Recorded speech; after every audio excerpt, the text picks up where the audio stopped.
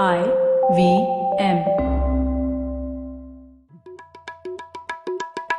भाई हम हिंदुस्तानियों को बतियाना बड़ा पसंद है। बंगाली में अड्डा, उड़िया में खोट्टी, कन्नड़ा में हरटे और हिंदी में पुलियाबाजी। इस कला के लिए हमारी हर भाषा में एक शब्द है। तो प्रणय और मैं तो अक्सर मिलकर पुलियाबाजी करते ही रहते हैं। हमने सोचा कि आपको भी इसमें शामिल कर लिया जाए।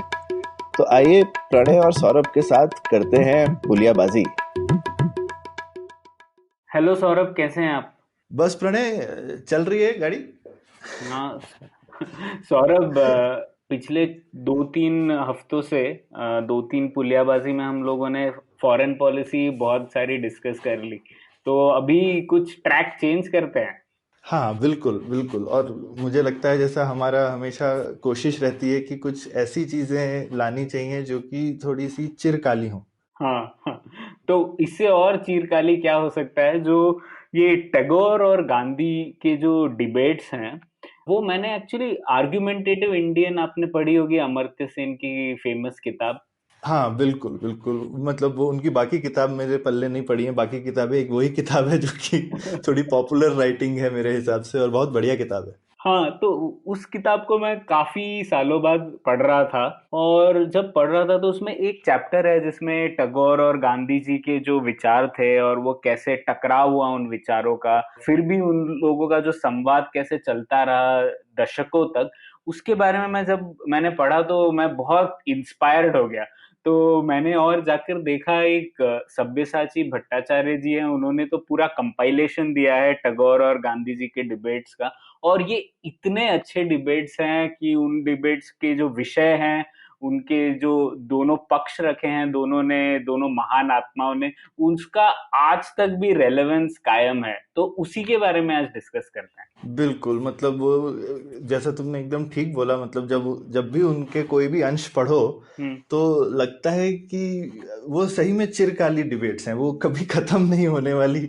एटलीस्ट 100-200 साल तक हिंदुस्तान में उन चीजों पे डिबेट चल सकता है। हाँ, और सौरभ, मुझे तो मैं थोड़ा भावुक भी हो गया ये पढ़ते पढ़ते, क्योंकि मुझे लगा, मैंने जब इन डिबेट्स को आजकल की राजनीति की पृष्ठभूमि में देखा, तो ये लगा कि कैसे उस टाइम पे इतने महान लोग एक दूसरे से एकदम डिसएग्री कर रहे थे, पर फिर भी एक दूसरे को कितने आदर से ट्रीट कर रहे थे। ये तो आजकल की राजनीति में थोड़ा गुम हुआ सा लगता है।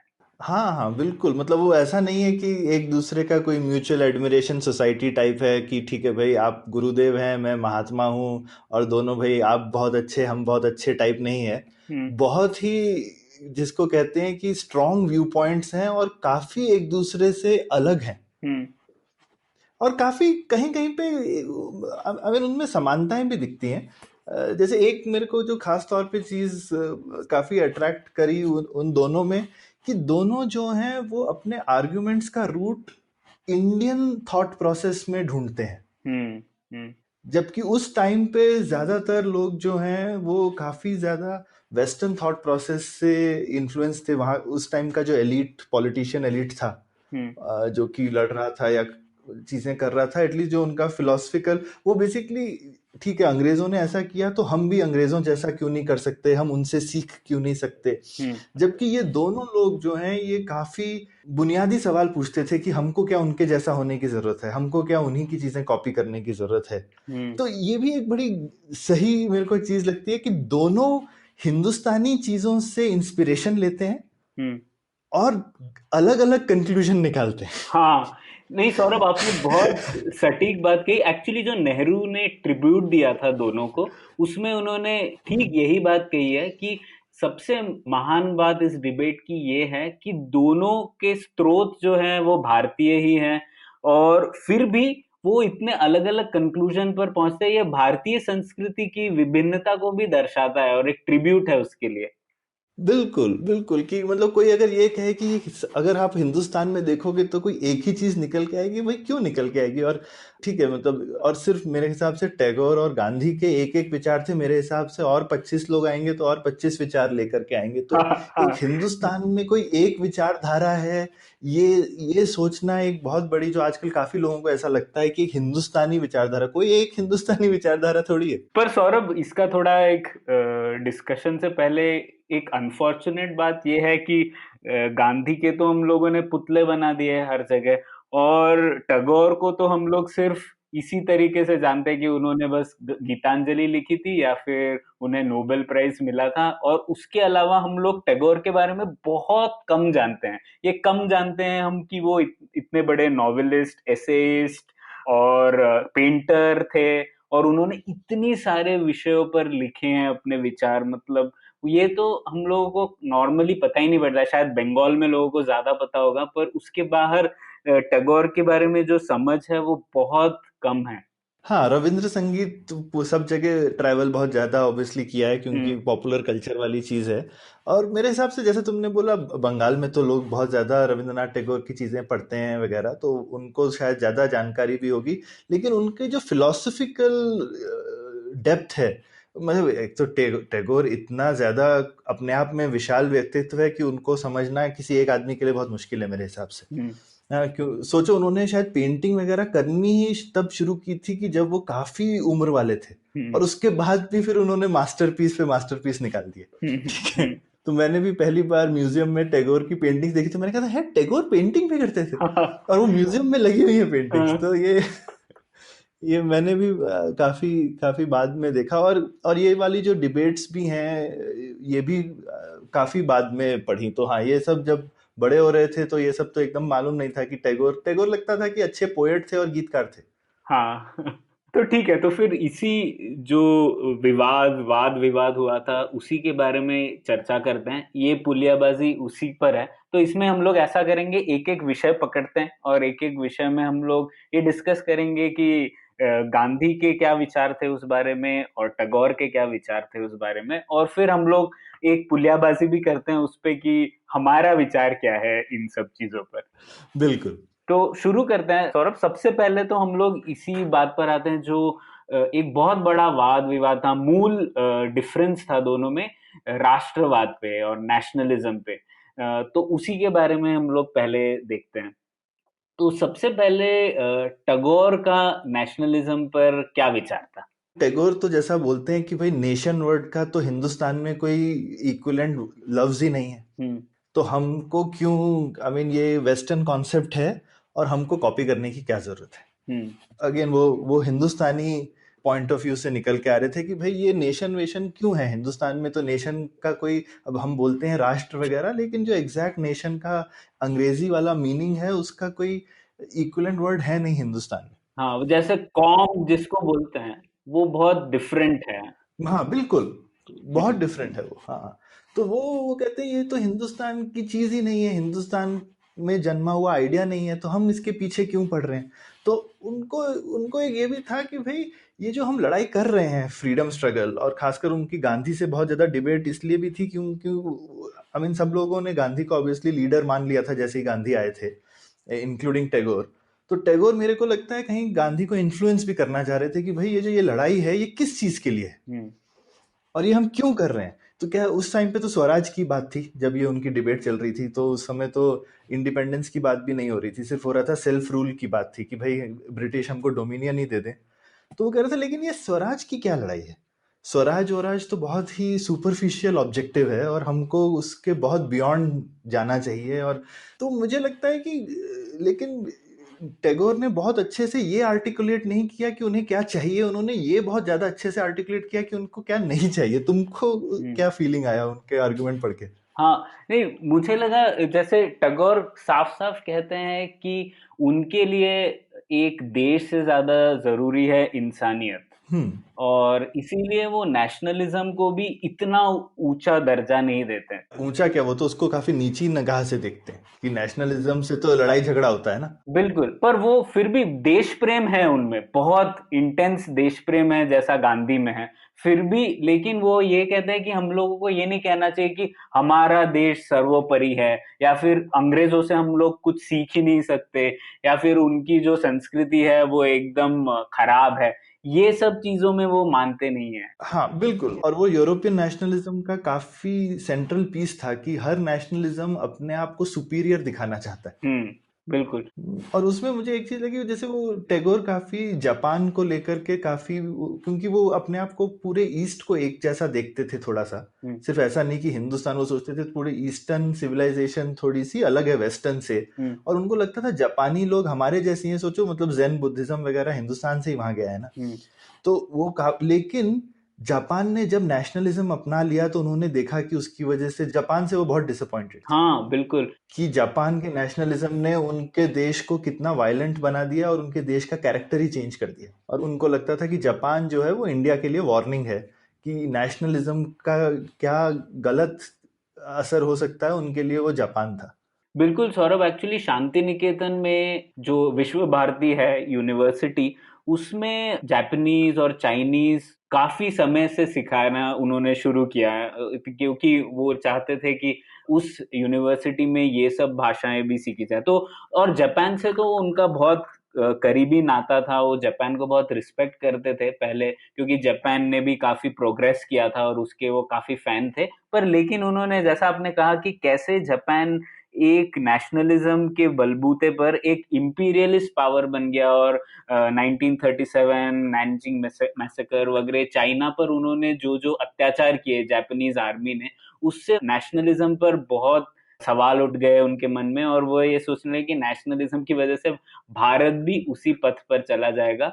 और एक दूसरी बात यह भी थी कि यूरोप में जो फर्स्ट वर्ल्ड वॉर हुआ था, उससे भी टैगोर पर, उस पर बहुत असर पड़ा उन पर, और वो ये सोचने लगे कि नेशनलिज्म की वजह से इतनी इस तरीके की वॉर्स हो सकती हैं, और इसीलिए हमें उससे दूर रहना चाहिए।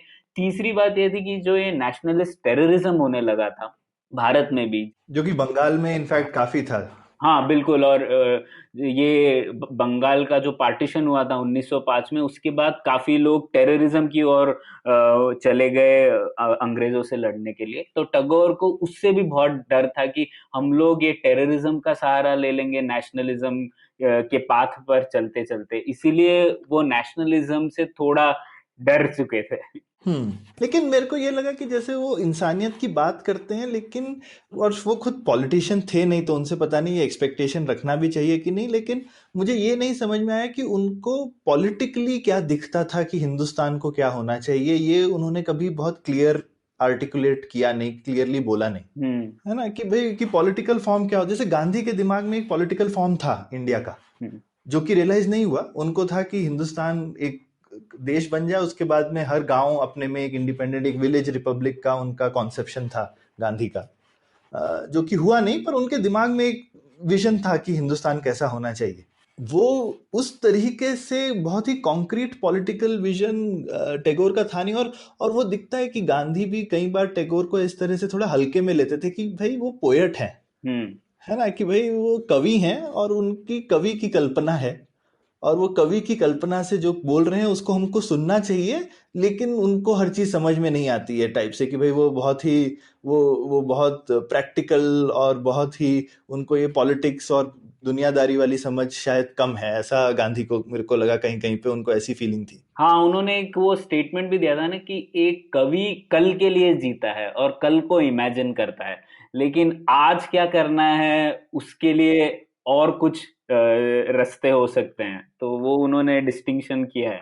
हाँ हाँ बिल्कुल बिल्कुल। और उसमें मेरे को दिखता है मतलब, और वो जो एक वो अगेन वो जो एक हिंदुस्तानी वाली चीज है, मेरे को इवन टैगोर के जो एग्जाम्पल्स हैं जिसके जो वो यूज करते हैं अपने आर्गुमेंट को बट्रेस करने के लिए और इन्फोर्स करने के लिए, वो भी बड़े अच्छे लगे। कि जैसे वो बोलते हैं कि भाई उनको खासकर गांधी की बहुत अच्छी चीज लगी थी कि वो एक नॉन वायलेंट मूवमेंट चला रहे थे, तो वो बोलते हैं कि हमने नारायण और नारायणी सेना के बीच में नारायण को चुना। हाँ हाँ, ये मुझे याद हाँ, है पढ़ने। ठीक है। तो उन्होंने काफी जो है वो अपने हिंदुस्तान की इतिहास और इसमें से चीजें चुनते हैं। जैसे वो खुद ब्रह्मो समाज से ही थे, तो उनको समहाउ वो बुद्धिज्म के थोड़े क्रिटिकल थे, तो हम्म। कहते हैं कि भाई बुद्धिज्म उनको लगता है कि वो निर्वाण वाली चीज है, जो कि थोड़ी सी नाहिलिस्ट है, क्योंकि आप शून्य में जा रहे हैं, राइट, निर्वाण हम्म। का मतलब। हम्म। तो उनको था कि भाई जो ब्रह्म विद्या है, जो कि पॉजिटिव है, आनंद की तरफ जाती है, तो उनको लगता था कि ये जो हम सब कर रहे हैं, ये उस तरफ जाना चाहिए जहाँ पे सारे इंसान, हिंदुस्तान में सब लोग थोड़ा अपने आप को स्पिरिचुअल और इस तरह से, क्या कहते हैं, मतलब ये ओछी हरकतें, लड़ाई झगड़े वाली जो है, इससे हम बाहर निकल के ऊपर उठ जाएं किसी तरह से। बिल्कुल। तो सौरभ, उसमें मुझे ये भी लगा कि गांधी ने इसका जवाब इस तरह दिया था कि वो भी मानते थे कि हमारा जो राष्ट्रवाद है भारत का, वो एक्सक्लूसिव नहीं है। ऐसा नहीं है कि हमारे राष्ट्रवाद में हम लोग किसी को धिक्कार रहे हैं या फिर कह रहे हैं कि वो हमारे इक्वल्स नहीं है। लेकिन वो भी ये कह रहे थे कि हमारा राष्ट्रवाद ब्रिटिश एडमिनिस्ट्रेशन के खिलाफ है। लेकिन आप देखेंगे रियलिटी में ये ब्रिटिश एडमिनिस्ट्रेशन के बजाय ये ब्रिटिशर्स की तरफ भी होने लगा ना, और हम लोग वेस्ट को देखने लगे कि वेस्ट खराब है, उनके संस्कृति खराब है और हम लोग अलग हैं उनसे। तो वो थोड़ा प्रैक्टिस में अलग हो गया। और गांधी ने ये भी कहा था कि इंटरनेशनलिज्म में वो भी बिलीव करते थे, पर वो कहते थे कि आपको पहले नेशनल तौर पर सोचना पड़ेगा और उसके बाद आप इंटरनेशनल तौर पर सोच सकते हैं। तो पहले आपको अपने ट्राइब, कास्ट वगैरह से हटकर आपको एक राष्ट्रीय तौर पर देखना पड़ेगा, फिर आप अंतरराष्ट्रीय तौर पर देख सकते हैं। तो एक इंटरमीडिएट स्टेज नेशनलिज्म जरूरी है, जबकि टैगोर मानते थे कि ये इतनी जरूरी नहीं है।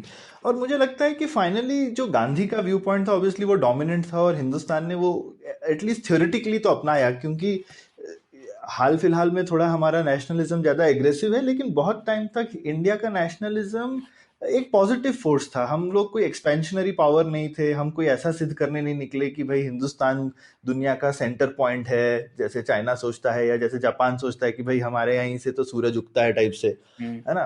तो हम्म। हमारे यहाँ देखोगे तो कोई भी हमने ऐसा सिंबोलिज्म नहीं क्रिएट किया, कोई भी हम इस तरीके की चीजें नहीं करना चाहते थे। तो बाय एंड लार्ज एटलीस्ट 40-50 साल तक तो मेरे ख्याल से जो गांधी ने एक इंडियन नेशनलिज्म का डेफिनेशन बनाया, वो चला कि हिंदुस्तानी नेशनलिज्म एक पॉजिटिव फोर्स है। और वो यूरोप, उन्होंने, ये मुझे गांधी की अच्छी चीज लगी कि ये नहीं, आपको नए कॉन्सेप्ट्स भी तो इन्वेंट करने होते हैं। मुझे टैगोर की चीज में एक आर्गुमेंट में एक खामी ये लगी कि जैसे वो बोलते हैं कि भाई नेशन जो है वो यूरोपियन कॉन्सेप्ट है या कुछ है, हम्म। पर भाई यूरोप में भी तो 300 साल पहले नेशनलिज्म नहीं था। हम्म। कौन सा वो लोग नेशनलिज्म की घुट्टी पी के हजारों साल से जन्मे हुए हैं, हम्म। है ना। तो पहले उनके यहाँ भी नहीं था। हिंदुस्तान में थोड़ा लेट आया, क्योंकि हिंदुस्तान में काफी चीजें लेट आई। हम्म। पहले जल्दी आती थी, लेकिन ठीक है, ये हमको मानना ही चाहिए कि भाई पिछले 500-600 साल में काफी सारे नए आइडियाज पहले यूरोप में आए। 1-2 हजार साल पहले नए आइडियाज पहले हिंदुस्तान में आते थे, उनको यूरोप अपनाता ही था ना। हम्म। तो एक ये वाली चीज कि ये हमारा आइडिया नहीं है और ये उनका आइडिया है, मुझे लगता है हर आइडिया को टटोल के तोलना मोलना चाहिए। अगर सब लोग बोलते हैं ये जीरो तो इंडिया से आया है, हम नहीं लेंगे, तो क्या होता सबका। हाँ। तो मुझे लगता है आइडिया कहाँ से आया ये इम्पोर्टेंट नहीं है। आइडिया तो आ गया, एक बार तो आ गया, फिर अब आइडिया पूरी दुनिया का होता है। हम्म। उसके बाद हमको उसको, लेकिन ये कि हमको उसको कंटेक्चुअलाइज करना चाहिए, जो कि गांधी ने किया, कि भाई हमको भी नेशन बनना पड़ेगा। हाँ, पर आप जो ये बोल रहे हैं ठीक, टैगोर का भी यही पॉइंट था कि हम लोग नेशनलिज्म अगर इस एक्सटेंट तक लेकर जाएंगे तो हम लोग वैसे ही बन जाएंगे कि हम अंग्रेजों से कोई कुछ क्यों ले। पर हाँ, ये कह सकते हैं कि भारतीय नेशनलिज्म वो चैलेंज को ओवरकम कर पाया, और हम लोगों ने, हमारा जो नेशनलिज्म था वो इतना एक्सक्लूसिव नहीं था उस तौर पर। लेकिन आज शायद कहानी थोड़ी अलग है, सौरभ। हाँ हाँ, पर फिर भी मेरे को लगता है वो एक्सट्रीम नहीं, और मुझे लगता है वो एक हिंदुस्तान की मजबूरी भी है, क्योंकि हम हिंदुस्तान में वैसा करेंगे तो हिंदुस्तान की विभिन्नता में ही हमारी खटाई पड़ जाएगी। हाँ। क्योंकि जैसा हमने बोला कि हिंदुस्तान में इतनी होमोजेनिटी नहीं है, कि राइट, कि जैसे हम्म। जापान में है या चाइना ने जबरदस्ती क्रिएट कर दी है। हम्म। अपने देश में रशिया ने कर दिए। ऐसा नहीं है कि हम ही अकेले विभिन्न देश थे, बाकी देश में भी विभिन्नताएं थी, पर वहां पे उन लोगों ने अपनी विभिन्नताओं को खत्म किया। हम्म। और वो खत्म करना कोई ऐसा नॉन वायलेंट प्रोसेस नहीं है ना, उसमें काफी वायलेंस है। हम्म। तो वो हम करना नहीं चाहते हैं, और हम क्यों भी करें जब हमारे पास में ऑल्टरनेट हमको दिख रहा है कि एक ऑल्टरनेट है जो चल सकता है। बिल्कुल। तो गांधी इस मामले में ऑब्वियसली बहुत प्रैक्टिकल पॉलिटिशियन थे, और वो देखते थे कि क्या रियलाइज कर सकते हैं और क्या बना सकते हैं। और काफी बोल्ड लीडर भी थे, मतलब ये आइडियाज कोई थे तो नहीं उस टाइम पे, उन्होंने ही बनाए। और उन्होंने ऐसे बनाए हैं कि हमको लगता है ये तो बहुत ही नेचुरल आइडियाज हैं, लेकिन ऐसा नहीं है। जो वो ये आइडियाज के ऊपर डिबेट हो रहा था ना, हाँ। और ये बिल्कुल। गांधी ने काफी ओरिजिनल आइडियाज प्रेजेंट किए, और उसको पूरा हिंदुस्तान ऐसे मानता है कि जैसे ये तो बहुत ही ऑब्वियस आइडियाज हैं। तो सौरभ, नेशनलिज्म से ही जुड़ा हुआ एक वाद विवाद का एक और पॉइंट था, ये असहयोग आंदोलन जो हुआ था। ये असहयोग आंदोलन, जैसा लिसनर्स को याद होगा, हिस्ट्री टेक्स्ट बुक में हम लोग पढ़ते थे कि जब जलियांवाला बाग मैसेकर हो गया और रॉलेट एक्ट आया, उसके बाद गांधी ने सब लोगों को कहा कि हमें ब्रिटिशर से सहयोग बिल्कुल बंद करना चाहिए, मतलब स्कूल छोड़ दो, उनके कपड़े मत यूज करो, या फिर उनसे जो भी हम लोग का आचार था वो बंद कर दीजिए, वो उनका कॉल था। तो इसके ऊपर भी बहुत अच्छा डिबेट था दोनों में। तो दो पॉइंट थे सौरभ जो टैगोर को बिल्कुल पसंद नहीं आए थे। एक तो वो ये कह रहे थे कि आप कैसे कह सकते हैं बच्चों को कि वो स्कूल छोड़ दे, क्योंकि अगर वो स्कूल छोड़ देंगे तो उनके जीवन में तो उनको बहुत मुश्किलें आएंगी। तो चाहे वो एजुकेशन, उसमें बहुत खामियां हैं, लेकिन फिर भी वह उनकी जीवन के लिए बहुत महत्वपूर्ण है। तो ये स्कूल छोड़ने का जो आह्वान दिया था गांधी ने, उनका उन्होंने बहुत अपोज किया, और इसलिए उन्होंने लेटर्स भी लिखे गांधी को कि आप ऐसा क्यों कर रहे हैं। और दूसरा तो हम्म। यही पॉइंट था जो आपने कहा कि ये नॉन कोऑपरेशन, असहयोग, वो बोल रहे थे ये बहुत ही एकदम ऐसा नकारात्मक सी चीज है। तो भारत का जो संदेश होना चाहिए पूरे देश में, वो होना चाहिए सहयोग का। तो वो कह रहे हैं कि ये असहयोग चीज ये थोड़ी नेगेटिव है, और जैसे बुद्धा के निर्वाणा कॉन्सेप्ट जैसा, तो वो बोल रहे थे ये नहीं करना चाहिए। और वापस उन्होंने ये पॉइंट लाया नेशनलिज्म का कि अगर हम ह्यूमैनिटी में बिलीव करते हैं, मतलब इंसानियत में बिलीव करते हैं, तो ये नॉन कोऑपरेशन, असहयोग का एंड पॉइंट यही होगा कि हम लोग सब देशों से असहयोग रखेंगे, और हम लोग वेस्ट को हेट करने लग जाएंगे। तो ये इसीलिए उन्हें ये बिल्कुल बात पसंद नहीं है। और आप देखो तो मतलब एजुकेशन वाला पॉइंट तो बहुत ही अच्छा था, जिसको गांधी ने एकदम सुन के नहीं दिया एंड हम्म। तक। हम्म।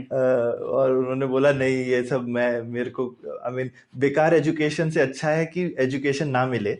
हाँ। गांधी का ये पॉइंट था, और हाँ। जबकि टैगोर का पॉइंट बहुत अच्छा था कि भाई बेकार एजुकेशन जो है वो अन एजुकेशन से बेटर है। हम्म। हम्म।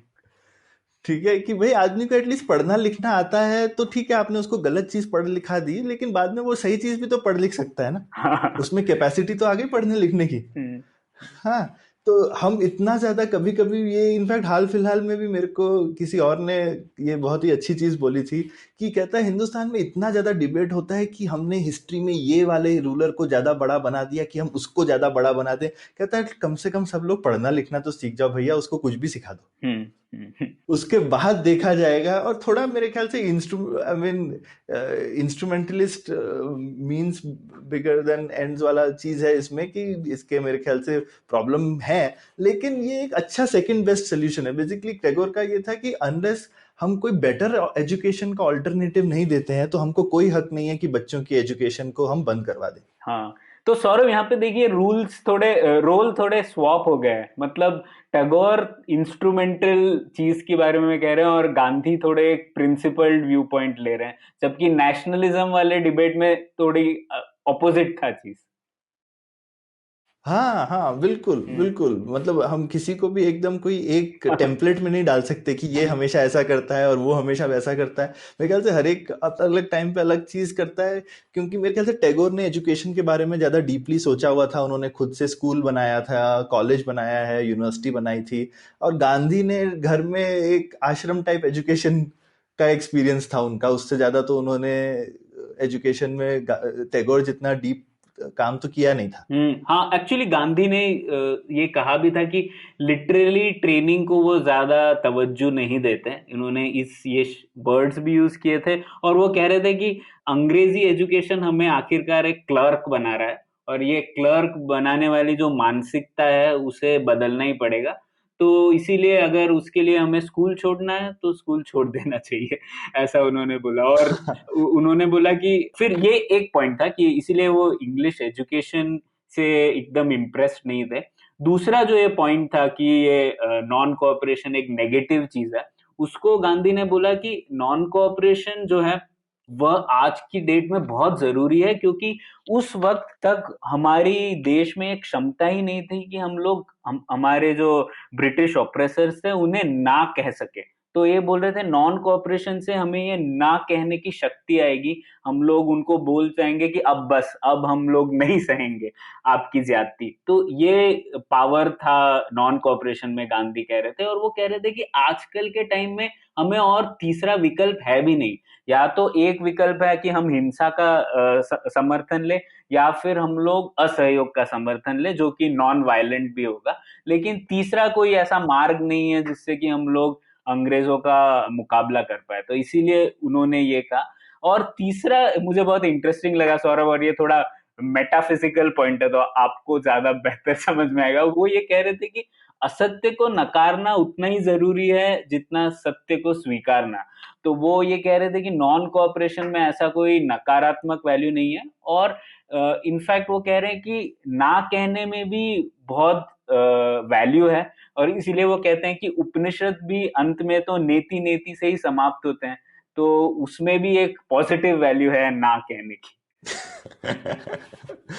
हाँ, तो ये आई मीन, और ये जैसा हम शुरू से कहते आ रहे हैं, राइट, वो बहुत ही अच्छे आर्गुमेंट्स जो हैं हिंदुस्तान के पुराने लिटरेचर और साहित्य और स्क्रिप्चर्स में ढूंढते हैं। ये मुझे मतलब सारी पूरी डिबेट में मेरे को बहुत ही बढ़िया चीज लगी। ऐसा नहीं है कि वो कहीं क्या कहते हैं, आई मीन सिर्फ शेक्सपियर और यीट्स वगैरह को कहीं कोट वोट करने की कोशिश कर रहे होते हैं। तो इनका दो, लेकिन अब इसमें मुझे लगता है गांधी ने देखो इतना इंग्लिश एजुकेशन को क्रिटिसाइज किया है, लेकिन वो खुद भी तो उसी एजुकेशन के प्रोडक्ट थे। पर वही है, उसके बाद उन्होंने त्याग दिया ना ये सब। वो बैरिस्टर बने, यूके, इनफैक्ट यूके जाके भी पढ़ के आए। हाँ, उसके बाद ठीक है त्याग दिया, पर आपने और मुझे लगता है वही टैगोर का पॉइंट था, आपने उतनी सब पढ़ाई करी तो आपको और पढ़ने की समझ आई ना। और आपको पढ़ने की समझ आएगी तो आप जो पढ़ रहे हैं आप उसको भी क्रिटिसाइज कर पाओगे। हाँ। ऐसा थोड़ी है कि जो आप पढ़ रहे हो कि आप कोई रोबोट तो नहीं हो ना जिसमें सॉफ्टवेयर डाउनलोड हो रहा है। हाँ। जो भी आप पढ़ रहे हो उसको आप एनालाइज भी तो किसी लेवल पे कर रहे हो। और मुझे तो लगता है कि लोग कभी कभी एजुकेशन को ना थोड़ा ओवर वो करते हैं, ज्यादा जो घुट्टी पिलाओ बच्चों को ना, बच्चों को तो वही पसंद नहीं आता है। हाँ। तो उस बच्चे तो नेचुरली क्वेश्चनिंग होते हैं और रेबेलियस होते हैं, उनको कुछ बहुत ज्यादा कुछ पढ़ाओगे तो वो देख के उनको वो उसमें ही मीन मेक ढूंढेंगे। और यही एक नेचुरल चीज है, राइट, कि हम हर चीज को क्वेश्चन करते हैं, क्रिटिसाइज करते हैं, बच्चे तो करेंगे ही करेंगे। तो गांधी ने भी वो चीजें पढ़ी, उनको पसंद नहीं आई तो उनको छोड़ दिया ना। तो ये एक गांधी का तो एक ये ओवरऑल है, उनमें थोड़ा वो बापू वाला चीज है ना, उनको उनको हर लगता था मुझे पता है तुम्हारे लिए क्या ठीक है, तो मैं बताऊंगा तुमको, तुम ये करो। ठीक है, तुम खुद से तो समझ नहीं सकते हो कि तुमको क्या करना चाहिए, मैंने बहुत साल लगा कर तपस्या करके समझ लिया क्या ठीक है, मैं बता रहा हूँ, चुपचाप से कर लो। जबकि टैगोर का माइंडसेट एक ऐसा यूनिवर्सिटी वाइस चांसलर टाइप कि भाई बच्चों को हमने सब आइडियाज दे दिए हैं, अब करने दो उनको जो करना है। हाँ सौरभ, और एक्चुअली वो स्वराज को भी ऐसे ही डिफाइन करते हैं ना टैगोर। वो कहते हैं कि स्वराज का मतलब ये नहीं है सिर्फ कि हमारा पॉलिटिकल रूल होगा, बल्कि स्वराज एक आंतरिक चीज भी है, और हर इंसान अगर खुद सोच सकता है और खुद असहमति जता सकता है दूसरों के विचार से, तो वह असली स्वराज है। बिल्कुल बिल्कुल। तो इसमें दिखता है उनमें एक वो इंडिविजुअल लिबर्टी वाली जो चीज थी ना, वो बड़ी स्ट्रांग है टैगोर में। गांधी में काफी सारी बहुत ऑब्वियसली पॉजिटिव वैल्यूज हैं, लेकिन वो इंडिविजुअल लिबर्टी को इंपॉर्टेंस देते हैं, पर उतनी ज्यादा नहीं जैसी टैगोर देते हैं। हाँ, ये अच्छा डिस्टिंक्शन है। और जो दूसरा वाला जो तुमने जो चीज बोली वो हमको दिखता ही है, जो टैगोर की वार्निंग है वो तो सच ही हुई ना। फाइनली हम अभी भी सब ये सब अखबारों में दिखता रहेगा कि भाई हम अपनी चीजें बाहर वालों को बेच रहे हैं, ईस्ट इंडिया कंपनी जैसा कॉलोनियलिज्म आ जाएगा, ये सारी चीजें यूज होती रही इंडिपेंडेंट इंडिया तक में, राइट। हम्म। ये लोग यूज करते रहे नेशनलाइजेशन करते समय, बाहर की कंपनीज को इंडिया से भगाते हुए। जब लिबरलाइजेशन हुआ तो क्रिटिसाइज करने के लिए लोग यही आर्गुमेंट्स यूज कर रहे थे। तो सोचो, गांधी के शुरू किए हुए जो आर्गुमेंट्स थे वो अब तक चलते आ रहे थे, उनके हाँ, नेगेटिव। अभी भी तो चल रहे हैं, आत्मनिर्भर भारत और क्या है, यही तो बोल रहे हैं हम हाँ कि हाँ निकाल बिल्कुल। दो सब हाँ हाँ फॉरेन बिल्कुल बिल्कुल। हम्म। हाँ, तो ये विचार गए नहीं उस मामले में। टैगोर ने ठीक बोला, क्योंकि ये विचार कोई नए तो नहीं थे, पहले हिंदुस्तान में कोई ऐसी फीलिंग तो नहीं थी। पूरे दुनिया से लोग आते थे तो कोई ऐसा नहीं बोलता था कि ये बाहर वाले आ गए। हम्म। आप पुरानी कोई भी चीज पढ़ो तो बाहर वालों के खिलाफ कोई इतना ऐसा सस्पिशन टाइप नहीं था इंडिया में। हम्म। पुरानी जितनी भी चीजें पढ़ो तो दिखता था, मतलब इतने सारे राजाओं वगैरह के जो एडवाइजर थे वो तो सारे फॉरेनर होते थे। आज की डेट में किसी प्राइम मिनिस्टर का अगर एडवाइजर फॉरेनर होगा तो बवाल हो जाएगा, हाँ। है ना। ऑलमोस्ट हमारी सारी आर्मीज थी इंडिया की, जो उनमें यूरोपियन लोग जो हैं वो आर्मी में एडवाइजर होते थे। हम्म। आज की डेट में पॉसिबल है ये? वही तो। हाँ, नहीं, और आप देखिए सौरभ, हमारा जो ये स्ट्रगल था अंग्रेजों के खिलाफ, अंग्रेजी सरकार के खिलाफ, उसमें भी अंग्रेजों लोगों ने भी योगदान दिया था, कुछ कुछ लोगों ने। जैसे हम लोग टैगोर गांधी की बात कर रहे हैं, उनके एक घनिष्ठ मित्र थे सीएफ एंड्रूज, दोनों के मित्र थे वो। उन्होंने भी अंग्रेजों सरकार के खिलाफ अपनी बातें जताई और विरोध जताया। हाँ, और दोनों के बहुत करीब थे। हम्म। टैगोर के भी और गांधी। और मेरे को इतने सारे लेटर दिखे जहाँ गांधी जो है वो थैंक्स ही करते रहते हैं कि भाई एंड्रयू को आपने मेरे पास भेज दिया, मेरे को बहुत ज्यादा, क्योंकि आई थिंक वो टैगोर के पहले ही ज्यादा थे। ऊर्जा मिल गई। हाँ तो बिल्कुल। और सीएफ एंड्रयूज थे, एनी बेसेंट थी, बहुत लोग थे उस टाइम पे। हम्म। तो सौरभ, अब तीसरी चीज पर आ जाते हैं। ये तो हम लोगों ने डिस्कशन कर लिया राष्ट्रवाद और असहयोग आंदोलन पे। अब तीसरी चीज ऐसी है जिसपे मतलब टैगोर को एक चीज से खास घृणा थी, और वो थी चरखा। तो ये चरखा के विरुद्ध में बिल्कुल। क्यों थे टैगोर, थोड़ा उसके बारे में बताइए। हाँ, मतलब जिसको हम बोलते हैं ना, गांधी जी ने सबका बड़ा चरखा चलाया एक्चुअली। ठीक है, तो गांधी जी ने सबसे चरखा चलवाया भी और सबका चरखा चलाया मेरे हिसाब से। अच्छा। तो एक्चुअली चरखा बड़ा ही विचित्र चीज है। मतलब किसी भी लॉजिकल चीज तरह से एक्चुअली एनालाइज करो तो उसके इकोनॉमिक रीजंस भी थे, क्योंकि अंग्रेजों ने उस टाइम पे हिंदुस्तान की टेक्सटाइल इंडस्ट्री को पूरा डिस्ट्रॉय कर दिया था। हम्म। ठीक है, तो चरखा एक बहुत बड़ा सिंबल था कि हम उसके अगेंस्ट, जो उन्होंने हिंदुस्तान टेक्सटाइल का नंबर 1 प्लेयर था दुनिया में, और हम्म। टेक्सटाइल उस टाइम की सबसे बड़ी इंडस्ट्री थी। हम्म। जैसे आजकल प्रॉब्ली कार्स और ये सब बाकी चीजें बड़ी इंडस्ट्री हैं, टेक्सटाइल उतनी बड़ी नहीं है, पर उस जमाने में टेक्सटाइल बहुत सबसे बड़ा सेक्टर था एक्चुअली जीडीपी का। और हिंदुस्तान उसमें नंबर 1 था बहुत सेंचुरीज तक। और अंग्रेजों ने बहुत ही सोच समझकर हिंदुस्तान का टेक्सटाइल सेक्टर को डिस्ट्रॉय किया अच्छे हम्म। से। हम्म। और काफी फोर्स करके इंपोर्ट्स भी करते थे यूके से अनफेयर तरह से, और हिंदुस्तान में टेक्सटाइल सेक्टर को दबाते भी थे। हाँ, एक्सचेंज रेट्स बहुत ऐसे रखे थे सौरभ, जिससे कि हम लोग रॉ मटेरियल्स ही एक्सपोर्ट कर पाते थे और इंपोर्ट्स बहुत चीप हो गए थे। बिल्कुल बिल्कुल। और वो हिंदुस्तान में इंडस्ट्री डेवलप भी नहीं होने देते थे हम्म। कि मिल विल लगानी है टेक्सटाइल की या ये सब करना है। वो लोग इन सब चीजों को होने भी नहीं देते। तो काफी जो ये उन्होंने बेसिकली जिसको कहते हैं नॉन ट्रेड बैरियर टाइप्स बना दिए थे, हम्म। जिससे कि हिंदुस्तान का सेक्टर एकदम डूब जाए। और कुछ कुछ चीजें टेक्नोलॉजी की वजह से इन जनरल भी हो रही थी। ऐसा नहीं कहना चाहिए कि सिर्फ सिर्फ अंग्रेजों ने किया। हिंदुस्तान में टेक्नोलॉजी भी नहीं डेवलप हो रही थी, तो हम लोग अपना टेक्सटाइल सेक्टर को इनोवेट भी नहीं कर पाए उतना। तो जो भी रीजन रहे हो, लेकिन गांधी ने बहुत ही अच्छे से समझा कि कौन सा सबसे बड़ा इकोनॉमिक मुद्दा है और उसको किसी एक इंडिविजुअल से कैसे जोड़े। हम्म। ये इतनी सब कॉम्प्लिकेटेड इकोनॉमिक्स किसी को क्या समझाओगे। हाँ। हाँ। लेकिन उन्होंने ये चरखा वाली बड़ी बढ़िया चीज बनाई, हर आदमी घर में। और दूसरा एक और चरखे का सिंबोलिज्म जबरदस्त देखो, हम्म। कि भाई चरखा चला के क्या करते हो आप? कुछ कर सकते हो किसी को? नहीं। तो आप किसी के खिलाफ कुछ नेगेटिव भी नहीं कर रहे हो कुछ। भाई आपको एक सूत चाहिए हम्म। और घर में टाइम चाहिए, आप आधा घंटा घर में चरखा भी चलाओगे एक दिन, हम्म। तो आपको लगेगा जैसे आपने हिंदुस्तान के आंदोलन में पार्ट लिया। हाँ। हाँ। हम्म। तो एक एक जबरदस्त, एक तो उन्होंने चीज ऐसे पकड़ी जो कि बहुत ही इंपॉर्टेंट पॉइंट था इंडिया के लिए, इकोनॉमिक।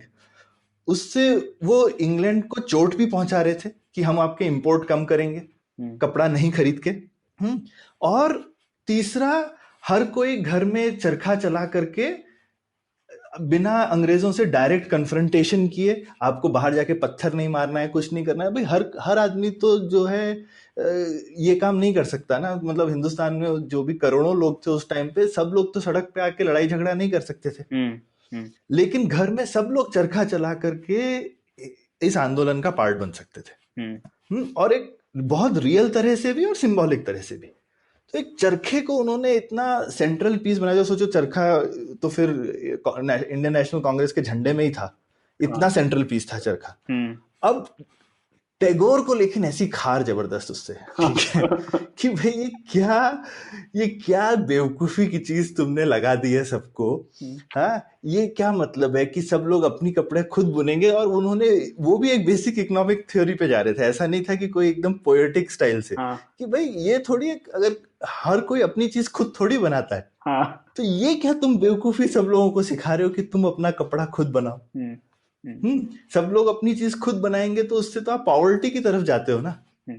तो काफी इलॉजिकल इकोनॉमिक स्टेप लगता है, पर जबरदस्त पॉलिटिकल स्टेप था मेरे हिसाब से। और यहीं पे एक फर्क दिखता है कि गांधी एक पॉलिटिकल जीनियस थे और टैगोर एक प्रैक्टिकल आदमी थे, जो कि ऑब्वियसली बहुत इंटेलेक्चुअल थे। और उन्होंने इंटेलेक्चुअल एनालिसिस किया चरखे का, तो चरखा तो फेल होना ही था। हाँ।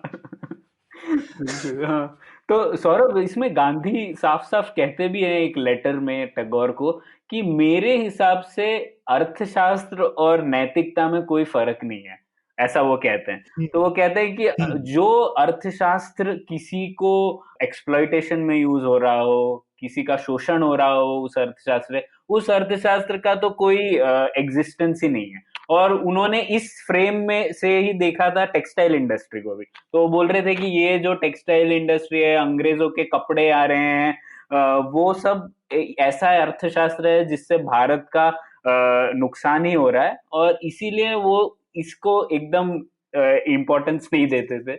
और वो कह रहे थे कि बिल्कुल। इससे और निकलना उन्होंने चंपारण में देखा भी होगा, जो उनका पहला बड़ा आंदोलन था नील की खेती के खिलाफ।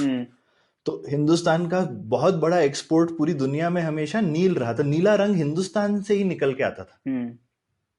सोचो, उसका नाम ही इसलिए इंडिगो है ना, हिंदुस्तान से।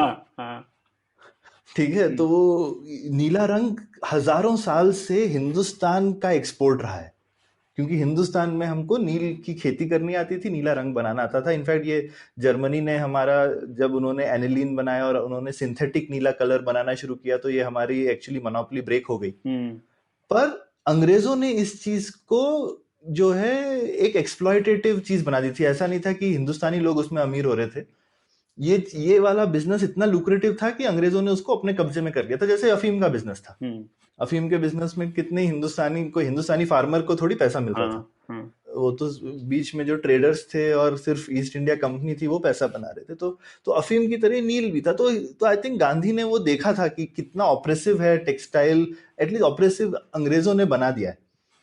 लेकिन जो टैगोर का एनालिसिस था, और ये तुमने बहुत अच्छा चीज बोला, मतलब जो गांधी का ये चीज था कि नैतिकता और अर्थशास्त्र को उन्होंने जो इतना मिक्स करके रखा हुआ था, तो इस तरह से देखा जाए तो गांधी थोड़े पावर्टेरियन टाइप, उनको लगता था कि गरीबी वरीबी ठीक है, उनको इंसान को वेल्थ और इकोनॉमिक वेलबींग में कोई बहुत ज्यादा इंटरेस्ट नहीं था। इसीलिए वो विलेज रिपब्लिक वगैरह वाला जो भी आइडिया है, उससे कोई देश अमीर थोड़ी हो सकता है, गरीबी होगा। और तो यहाँ पे दिखता है कि ये कंटिन्यूटी है उनके थॉट में। मुझे लगता है उनको लगता था उससे ही समृद्धि आ जाएगी उनको। ना, मेरे को नहीं लगता। उन्होंने कभी समृद्धि की बात नहीं करी। उनको लगता था ये अच्छा नैतिक जीवन है जीने के लिए। हाँ, वो समृद्धि की बात ही नहीं करते थे। वो भी है, क्योंकि उस टाइम पर आई एम श्योर गांधी बहुत पढ़े लिखे थे, उन्होंने भी पढ़ी होगी एडम स्मिथ की वेल्थ ऑफ नेशन। ऐसा थोड़ी है कि उनको नहीं पता होगा उन सब कॉन्सेप्ट्स के बारे में, है ना। पर उनको उसमें इंटरेस्ट ही नहीं था। उनको नहीं लगता था कि कोई अमीर होना कोई ऑब्जेक्टिव है क्या। छोटी चीज है। ये सब छोटी मोटी चीज है। आपका जीवन अच्छा होना चाहिए, आपका नैतिक जीवन होना चाहिए। और वो खुद ही बहुत ही सादगी से, उनको लगता था पूरे हिंदुस्तान में 1 करोड़ साबरमती आश्रम हो तो बढ़िया है ना। वो उन्होंने आइडियल बनाया था ना, वो अपना आइडियल खुद जीते ही थे। और वहीं पे दूसरा भी दिखता है, मेरे को लगता है कि टैगोर को लगता होगा कि भाई हिंदुस्तान में कोई 1 करोड़ विश्व भारती हो तो बहुत बढ़िया है। हाँ हाँ, ये अच्छी बात कही आपने। हाँ, बिल्कुल। और सौरभ, एक्चुअली चरखे में एक बड़ा पॉइंट ये भी था टैगोर का, जो वो कह रहे थे कि ये चरखा जो लोग सब अपने घर पे कर रहे हैं, ये ब्लाइंडली फॉलो कर रहे हैं गांधी को। तो इससे उनको बहुत घृणा थी कि हम लोग स्वराज थोड़ी ना ऐसे हासिल कर लेंगे अगर हम लोग सब लोगों को बोले कि तुम आज ये काम कर लो और सब लोग उसको फॉलो करने लग जाए। तो ये उनको बहुत बात खटक रही थी कि हम लोग कैसे एक मैजिशियन के सामने आ गए हैं, जादूगर आ गया है, जादूगर हम लोगों को हिप्नोसिस कर रहा है और हम लोग उसके कैद में आ गए हैं, उस माया जाल में। वो जो बोल रहा है वो हम करेंगे, चरखा बोलो चरखा करेंगे।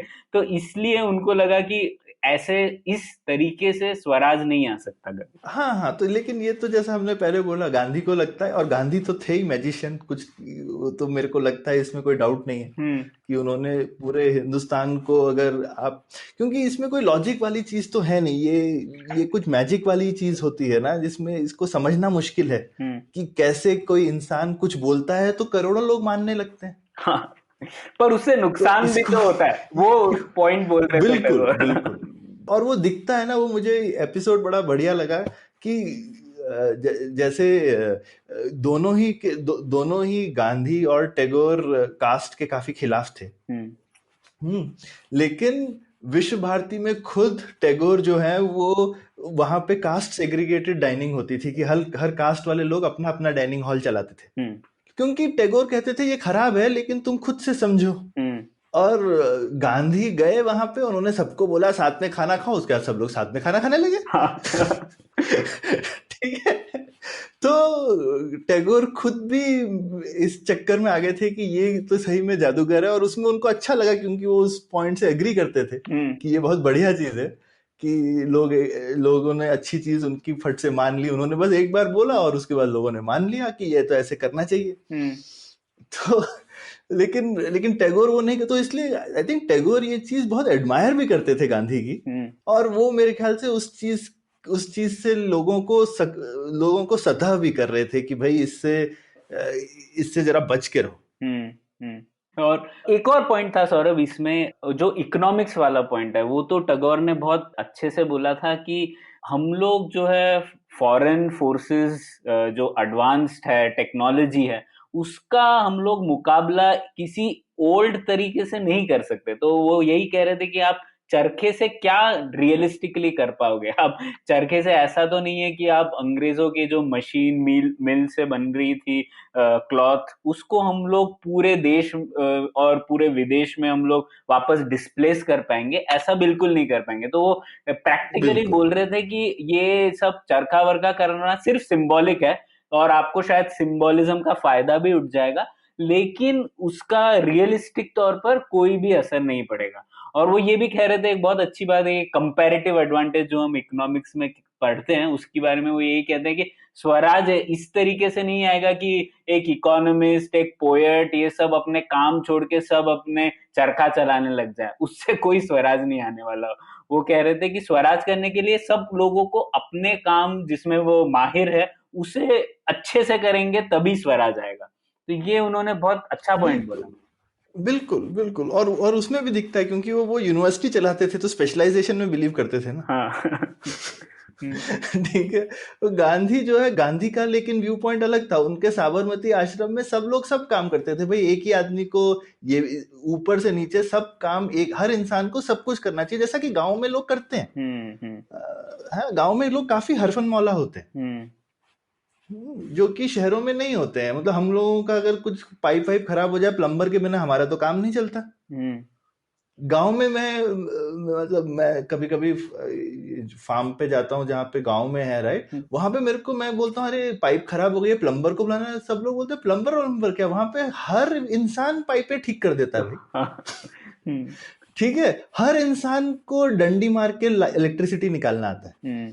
ठीक है, तो काफी हरफन मौला होते हैं गांव में लोग। और मेरे ख्याल से साबरमती आश्रम का तो गांधी का इसी तरीके का था कि सब लोगों को एकदम स्वावलंबी होना चाहिए और इसी तरीके की लाइफस्टाइल होना चाहिए। तो उनको उनको तो गांव वाला जो थोड़ा अप्रोच था, और उससे वेल्थ थोड़ी बनती है। हम्म। वेल्थ तो स्पेशलाइजेशन से बनती है ना, जैसा हमको पता है। हाँ। सौरभ, इसमें मुझे याद है टैगोर ने एक बहुत अच्छा ऐसे ही पैराबल दिया था इसके बारे में। वो विष्णु चक्र जो है, वो बोल रहे थे कि ये जो विष्णु चक्र है ये प्रगति को सिंबलाइज करता है।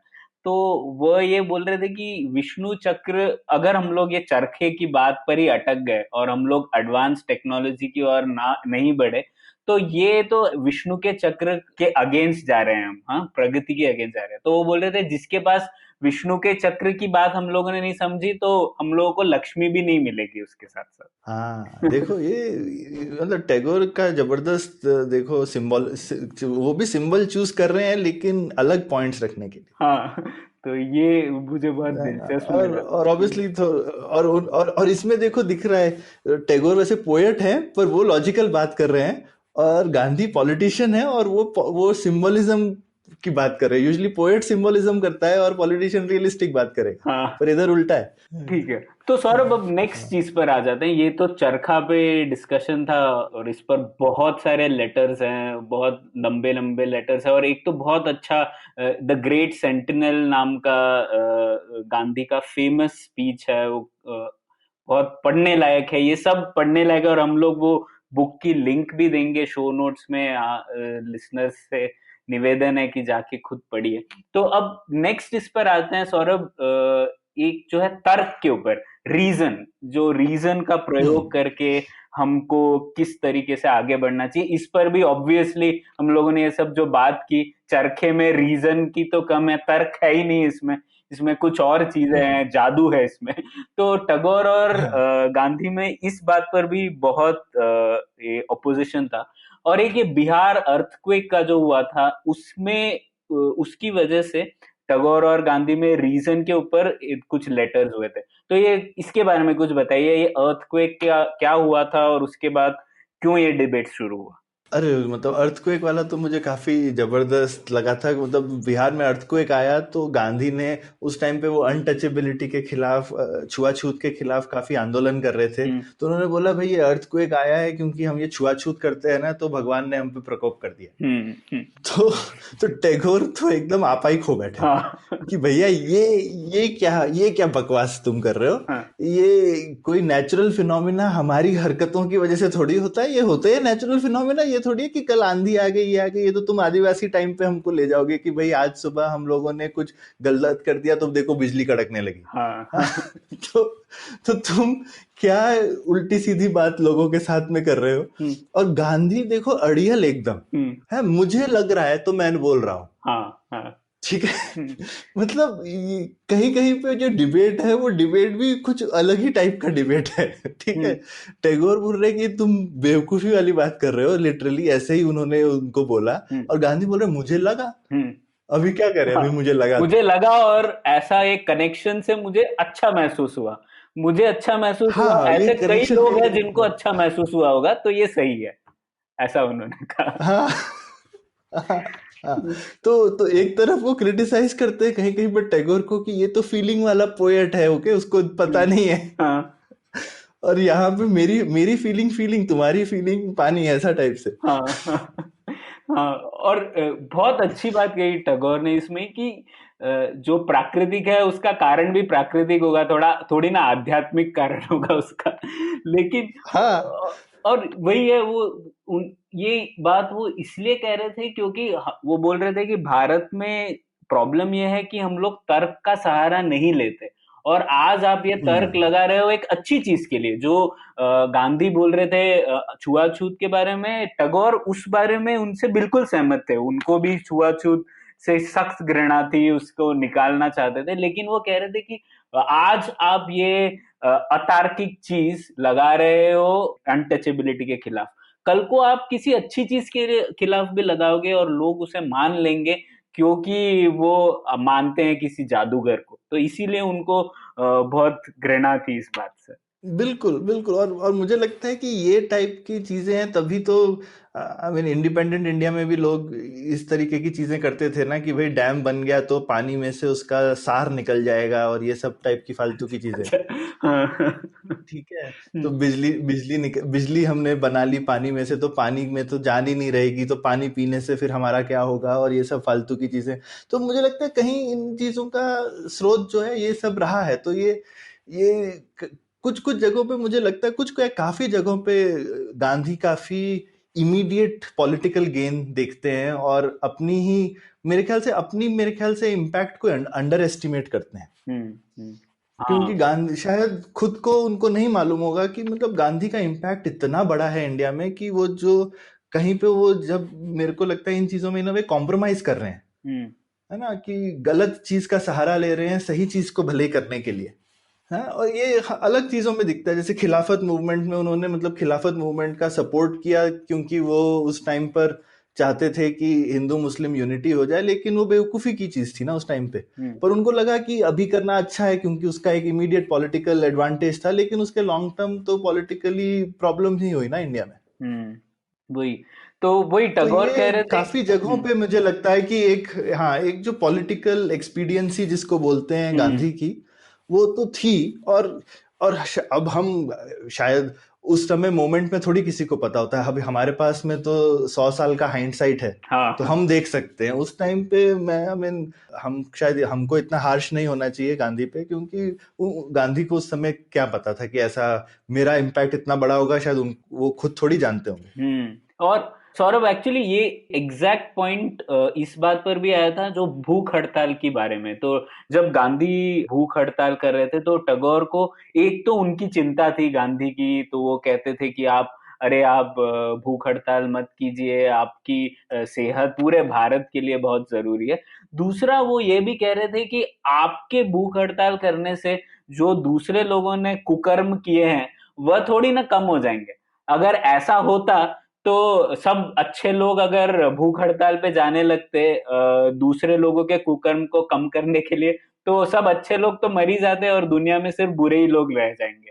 तो वो ऐसे कह रहे थे कि ये बिल्कुल। काम मत कीजिए। और दूसरी बात वो ये भी कह रहे थे कि आप एक बार भूख हड़ताल कर रहे हैं और आपके विचार बहुत महान है, लेकिन ये भूख हड़ताल एक पॉलिटिकल फॉर्म हो जाएगा जो और लोग भी कॉपी करेंगे और उनके विचार इतने महान नहीं होंगे, तो हर चीज के लिए भूख हड़ताल का प्रयोग होने लगेगा। और ये तो बहुत ही मतलब उन्होंने दूरदर्शी थे, क्योंकि ऐसा हुआ भारत में, है ना, लोग ये भूख हड़ताल हाँ तो हाँ बिल्कुल, मतलब हाल फिलहाल तक दिल्ली में हमारे एक चीफ मिनिस्टर हैं जो कि धरने पे भूख हड़ताल पे बैठ जाते हैं। हम्म। तो हाँ, और उससे पहले भी इतने लोगों ने किस किस चीज के लिए भूख हड़तालें करी हैं हिंदुस्तान में। तो बिल्कुल आई मीन इन चीजों में शायद दिखता है कि कितना ज्यादा मेरे ख्याल से गांधी प्रेजेंट पे फोकस्ड थे कि हम्म। अभी मैं क्या कर रहा हूं और अभी उसका क्या फायदा, और टैगोर कितने ज्यादा फ्यूचर फोकस्ड थे कि हम जो भी कर रहे हैं उनको लगता था कोई बात नहीं भाई, आजादी 10 साल 20 साल इधर उधर मिलेगी कोई बात नहीं, लेकिन हम जो भी करें वो ऐसा करें कि जो कि फ्यूचर जो है हमारा बहुत अच्छा हो। अब शायद वो इम्प्रैक्टिकल थॉट है, पर आई मीन पर उसकी उसकी वैल्यू दिखती है। हम्म। और मैं बोलूंगा कि इस चीज ने इन्फ्लुएंस भी किया, क्योंकि कहीं आई मीन इन डिबेट्स में नहीं है पर और जगहों पे मैंने देखा है कि गांधी वगैरह भी ऐसा बोलते हैं, और बाकी पूरी कांग्रेस में भी ये एक विचार आता है कि भाई हम किस चीज के लिए लड़ रहे हैं। अंबेडकर भी अक्सर बोलते हैं कि भाई हमको आजादी जो मिल रही है वो क्यों मिल रही है, हम्म। और जब तक हमारा कंसेप्शन आजादी का अच्छा नहीं होगा तो हमको नहीं लेनी चाहिए। हम्म। तो एक ये फॉर्मुलेशन, और ये फॉर्मुलेशन में टाइम लगा, और मेरे ख्याल से इसी तरह से जो इंडिया का कॉन्स्टिट्यूशन का प्रोजेक्ट 1920 से ही चलना चालू हुआ था, जो हम्म। वो किसी तरह कहीं जगह पे वो इसी तरह, अदरवाइज आप देखोगे तो बाकी बहुत सारे देशों में सिर्फ होता है कि भाई एक आर्म्ड रिबेलियन या कुछ, कि भाई बस आजादी मिल जाए। हाँ।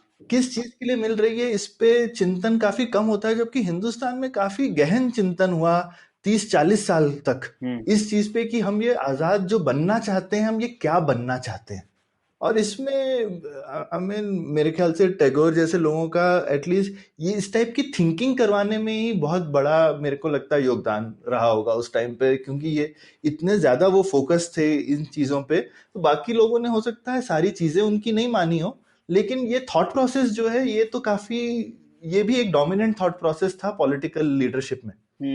बिल्कुल। और टैगोर यही कह रहे थे कि जो हमें आजादी चाहिए उसमें हमें नैतिकता भी ढूंढनी है, और ये नैतिकता का हम लोग क्या मैसेज दे रहे हैं, भारत क्या मैसेज दे रहा है पूरे विश्व को, ये बहुत जरूरी है। तो जबकि गांधी का कहना था कि जो देश खुद बेड़ियों से बंधा है वह पूरे विश्व को क्या मैसेज देगा, तो पहले जरूरी है कि हम लोग खुद आजाद हो हम्म। जाए।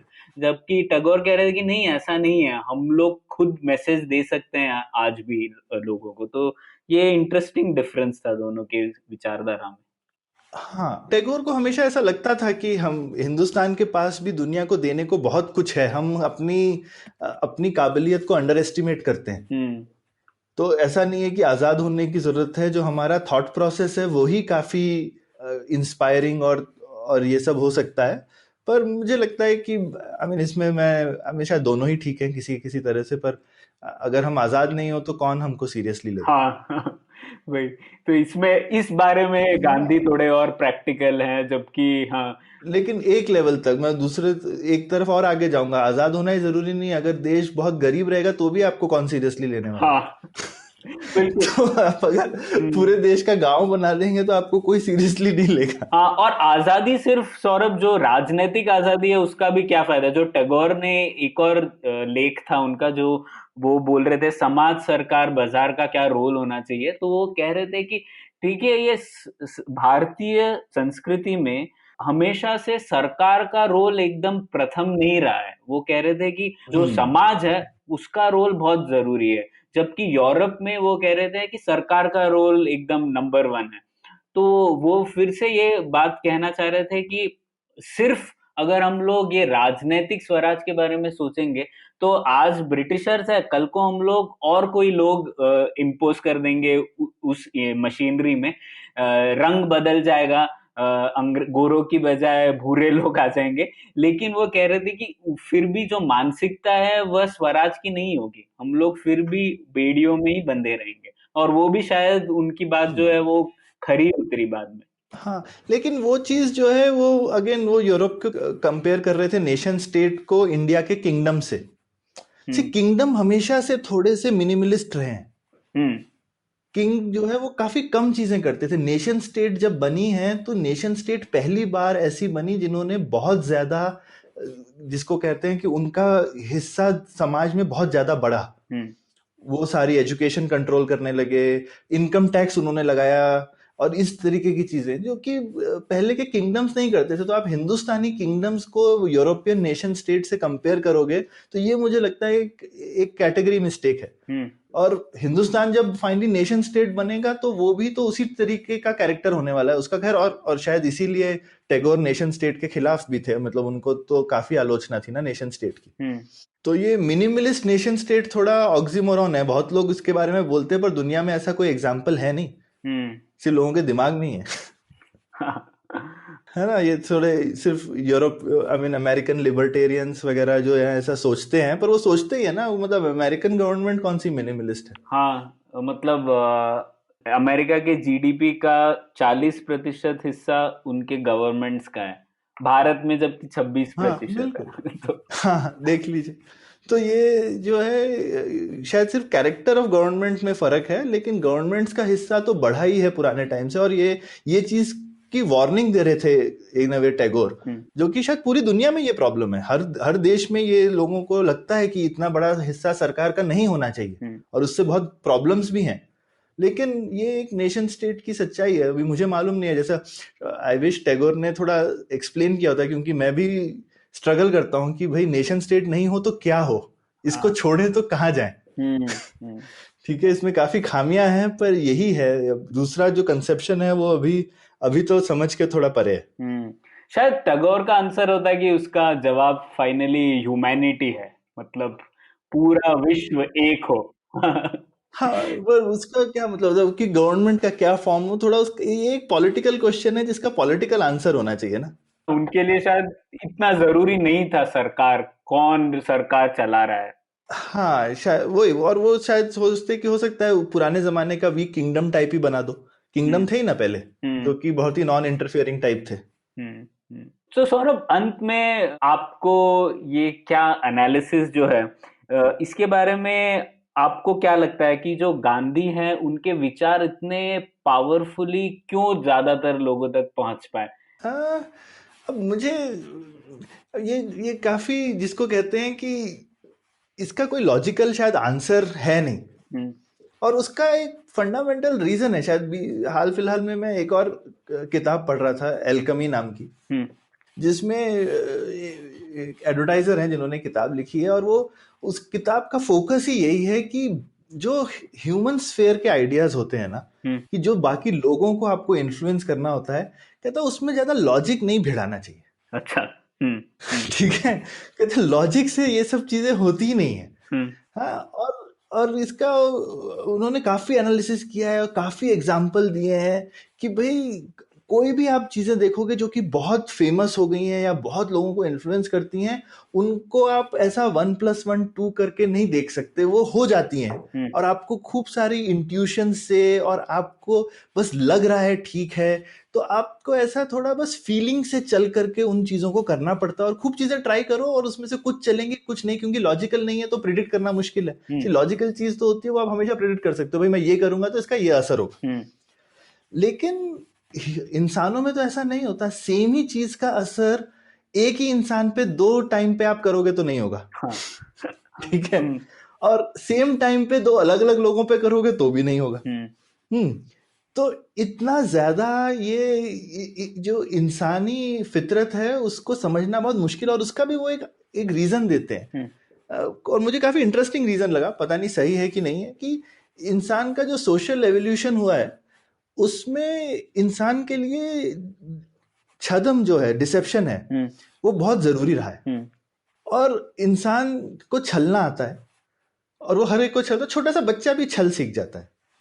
हाँ, और सो ये हमारे अंदर ही है, जो छल है वो हमारे अंदर है। ये एक इंसानी कैरेक्टर है कि हम किस तरह से, वो कहते हैं वो ऐसा कैरेक्टर है कि पहले आपको खुद को छलना पड़ता है, अदरवाइज आप दूसरे को नहीं छल सकते। हम्म।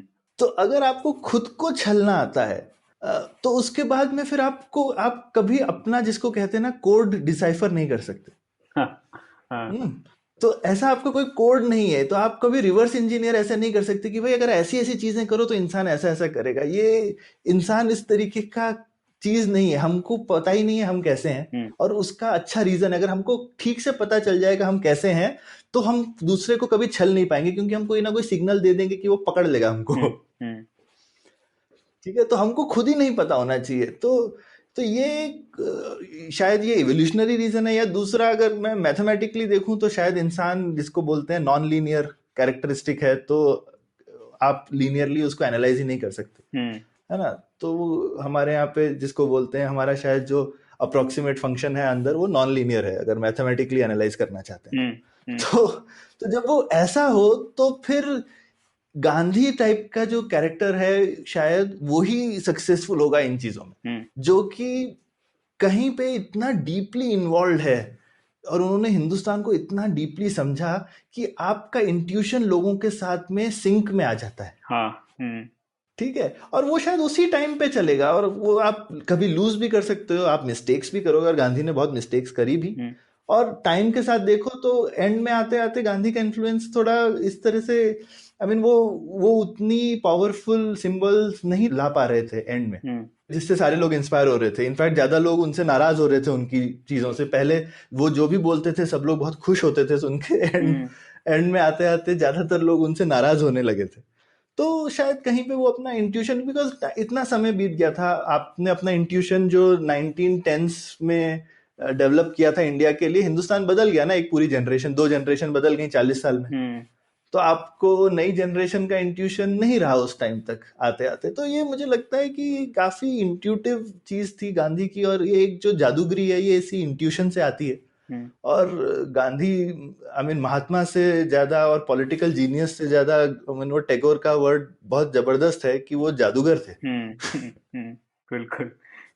और इसीलिए वो मुझे लगा, वो जो एल्केमिस्ट वर्ड भी एक थोड़ा सा एक जादूगरी वैज्ञानिक टाइप आपको लगेगा सुन के ना। हम्म। तो तो गांधी वो उस तरीके के एल्केमिस्ट थे, जो कि जिसको कहते हैं कि लेड का सोना बनाने वाले टाइप का हम्म। उनकी चीज थी। जो चीज लोग इमेजिन नहीं कर पाते थे उन्होंने करके हाँ दिखाई ना, वही, जबरदस्त चीजें करके बिल्कुल। दिखाई उन्होंने। हाँ वही, ये तो बहुत सही बात कही सौरभ आपने। अब अंत में मैं सौरभ बस कुछ एक एक दो किस्से सुनाना चाहूंगा, क्योंकि मैंने शुरुआत जिस तरीके से की थी कि इन दोनों में इतने गहरे मूल तौर पर डिफरेंसेस थे, लेकिन फिर भी दोनों को एक दूसरे के प्रति बहुत आदर था, तो उसके लिए कुछ पॉइंट्स थे। जैसे किस तरीके से गांधी ने इतने विचार अलग होते हुए भी विश्व भारती के लिए कई बार फंड्स रेस किए, और कई बार टैगोर ने खुद लिखा कि मैं रेस करना चाह रहा हूँ पैसे विश्व भारती के लिए, तो गांधी ने खुद अपने फ्रेंड्स को मोबिलाइज किया और पैसे दिए विश्व भारती के लिए। तो ये बहुत ही मतलब गांधी भी कितने ऊंची सोच के थे वो दर्शाता है ये सब चीजें। बिल्कुल, और ऐसा मतलब इससे समझ में आता है रे कि इसे मुंह छूने वाली बात नहीं है कि भाई ऊपर ऊपर से तो बोल दिया और हाँ पीछे से जमीन हाँ। खींच ली। हम्म, ठीक है, क्योंकि गांधी जिस लेवल पे थे, अगर उनको लगता है कि भाई टैगोर मेरे को इतना क्रिटिसाइज कर रहे हैं, मैं इनकी विश्व भारती जो है यूनिवर्सिटी का फंड्स जो है वो साइफन, वो बेसिकली क्लैंप हाँ करवा देता हूँ। उनके उनके लिए ये सब छोटी चीज थी, करवा सकते थे अगर हाँ, करवाना चाहते तो, बिल्कुल। है ना। तो उसके बाद में मैं इनको दूसरी तरफ से मतलब जो कि आजकल के पॉलिटिशियन करते हैं ना, कि जब आपका किसी से विद्रोह होने लगता है तो आप उसके फिर पीछे एनफोर्समेंट हाँ डायरेक्टरेट लगा देते हैं। वही ठीक है। सौरभ, एक्चुअली एक और पैरेलल तो दिखा मुझे, ये ये जो जब टैगोर नेशनलिज्म और चरखे का विरोध कर रहे थे, तो ऑब्वियसली तब जो लोग थे जो गांधी के भक्त थे उस समय के, उन लोगों ने टैगोर की बहुत आलोचना की और बहुत सारे ऐसे आर्टिकल्स लिखे जिसमें कहा कि ये टैगोर तो सिर्फ एक पोएट है, या फिर टैगोर वेस्ट की बातें करते हैं, वो भारतीय इनको नहीं पॉलिटिक्स से दूर है। रहना चाहिए। हाँ, हाँ, जो ये कि तो आजकल के टाइम पे होता है। बिल्कुल। और उस टाइम पे सोचो जो क्रांतिकारी लोग थे, हम क्रांतिकारी बोलते हैं जिनको टैगोर टेररिस्ट की तरह हम्म, देखते थे। तो ये तो एकदम और वो लोग कितने पॉपुलर थे तब भी टैगोर उनकी हम्म, आलोचना करते थे, तो उसके लिए तो कितनी हाँ गाली पड़ेगी। हाँ, सोचो। बिल्कुल। लेकिन इसके बावजूद भी गांधी ने टैगोर के साथ कभी भी ऐसे शब्दों का प्रयोग नहीं किया। उन दोनों के बीच में जो वार्तालाप था वो हमेशा से बहुत एनरिचिंग था, तो ये भी एक डिफरेंस था। तो इसमें सौरभ मुझे ये भी लगता है कि गांधी का जो रवैया देख ले उन सब लोगों की तरफ जिनके साथ उनके डिफरेंसेस थे, जिन्ना, अंबेडकर, टैगोर, इन सब के विरुद्ध उनके डिफरेंसेस थे, लेकिन उन्होंने हमेशा से इन तीनों को बहुत रिस्पेक्ट दिया। जबकि इन तीनों ने कुछ कुछ पॉइंट्स पर गांधी की बहुत कड़ी आलोचना की, लेकिन फिर भी गांधी ने किसी भी हमेशा से उनके विचारों को ही टैकल किया, ना कि उनकी पर्सनालिटीज को। तो ये भी बहुत इंटरेस्टिंग बात थी। बिल्कुल। और इन तीनों को छोड़ो, इवन नेहरू को देख लो जिनको उन्होंने एक तरह से अपना हम्म उत्तराधिकारी टाइप बनाया। नेहरू तो उनके ज्यादातर आइडियाज के हम्म खिलाफ ही थे। हम्म पर उन्होंने ऐसा नहीं बोला नेहरू को कि तू मानेगा नहीं तो मैं तेरे को हम्म, आगे नहीं आने दूंगा। हाँ, तो इस मामले में तो गांधी का विचार बहुत ही उदार था कि उनके खुद के आइडिया स्ट्रांग थे, और वो थोपते भी थे जबरदस्त। लेकिन इतने सारे लोग जो, आप उनकी फाइनली भी बात नहीं मानो तो फिर आप वो लोग आपसे वो एंगेज फिर भी करते थे, ये नहीं कि अब मैं बताता हूँ तेरे को। हाँ। इनफैक्ट वो लेटर भी लिखा है उन्होंने टैगोर को, कि वो कहते हैं कि मैं आपकी दोस्ती और भी मानता हूँ इसलिए क्योंकि आप मुझे फ्रैंकली बताते हैं कि मैं सही नहीं हूँ या आप क्या सोचते हैं, तो इसीलिए हमारी दोस्ती उससे बढ़ती है, ना कि कम होती है क्योंकि आप मेरी आलोचना कर रहे हो। तो ये क्या मतलब कितनी बिल्कुल। महानता की बात है ना, महात्मा बात जो है, जो लोग कहते हैं वो इस बात में झलकती है। बिल्कुल। सौरभ, एंड में मैं एक और चीज कहना चाहूंगा जो टैगोर के साथ हुआ था, इस किस्से के साथ शायद हम लोग अंत कर सकते हैं। तो जो टैगोर ने एक कंपटीशन थी, डिबेट था स्टूडेंट्स के बीच में, तो वो प्रिसाइड कर रहे थे, शायद जज होंगे उसके बारे में। तो और ये हो रहा था बंगाल में ही। फिर भी ये बात हुई कि सवाल ये पूछा गया कि आप, आई थिंक विश्व भारती में ही डिबेट थी। अच्छा विश्व भारती में ही थे, और यही था कि आप गांधी के विचारों से सहमत है या फिर टैगोर के विचारों से सहमत है, और खुद टैगोर जज है। और क्या नतीजा हुआ, ज्यादातर लोगों ने बोला कि हम लोग गांधी के विचारों से सहमत है, ना कि टैगोर के विचारों से। तो टैगोर ये नहीं है कि टैगोर डर गए इस बात से, उन्होंने इनफैक्ट ये बोला कि मैंने जो शिक्षा दी है आज उस शिक्षा की जीत हुई क्योंकि लोग मुझसे भी डिसएग्री कर पा रहे हैं। तो ये तो बहुत बड़ी बात कही उन्होंने। बिल्कुल बिल्कुल। तो ये तो मेरे को ये किस्सा मुझे बहुत ही बढ़िया लगा, और इससे समझ में भी आता है कि टैगोर, सोचो उन्हीं की यूनिवर्सिटी में बच्चे हैं, और टैगोर ज्यादातर अगर इश्यूज देखो तो काफी लॉजिकल उनके आर्गुमेंट्स भी हैं, लेकिन गांधी का प्रभाव कितना डीप है कि उनका जो इन्फ्लुएंस था और उनकी जो जादूगरी थी उसके तो लोग कायल थे ही, और वो टैगोर को दिखता भी था, उनको मालूम भी था मेरे ख्याल से, ये चीज वो मानते थे।